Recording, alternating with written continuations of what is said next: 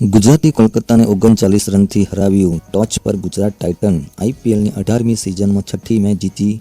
આ સાથે જ ગુજરાત ટાઇટન પોઈન્ટ્સ ટેબલમાં ટોચનું સ્થાન હાંસિલ કરી લીધું છે. કોલકાતાએ ટોસ જીતીને બોલિંગ પસંદ કરી હતી. ટીમમાં બે બદલાવ, રહેમાનુલ્લાહ ગુરબાઝ અને મોઇન અલીને તક મળી હતી. ગુજરાત ટાઇટન્સે સારી ઓપનિંગની શરૂઆત કરતા શુભમન ગિલ અને સાઈ સુદર્શને એકવાર ફરી પાવર પ્લેમાં 45 રન બનાવ્યા. સુદર્શન 52 રન બનાવીને આઉટ થયો, જ્યારે શુભમન ગિલ સારું રમત રમતા સદીથી ચૂક્યો અને 90 રન બનાવીને આઉટ થયો. ગુજરાત ટાઇટન્સ 20 ઓવરમાં 3 વિકેટ ગુમાવીને 198 રન બનાવ્યા. જવાબમાં કોલકાતા નાઇટ રાઇડર્સ ટાર્ગેટનો પીછો કરવા ઉતરેલી શરૂઆત સારી ન હતી અને ગુરબાઝની વિકેટ ગુમાવી. ત્યાર પછી સમય અંતરે નારાયણે 17 રન બનાવીને આઉટ. પાવર પ્લેમાં 2 વિકેટ ગુમાવીને 45 રન બનાવ્યા. વેંકટેશ અય્યર 14 રન બનાવીને આઉટ.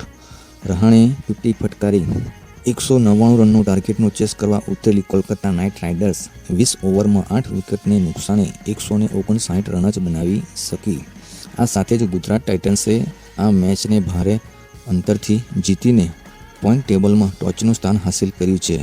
વિડીયો પસંદ આવે તો લાઇક, શેર અને સબસ્ક્રાઇબ કરવાનું ભૂલતા નહીં. જય હિન્દ, જય ભારત.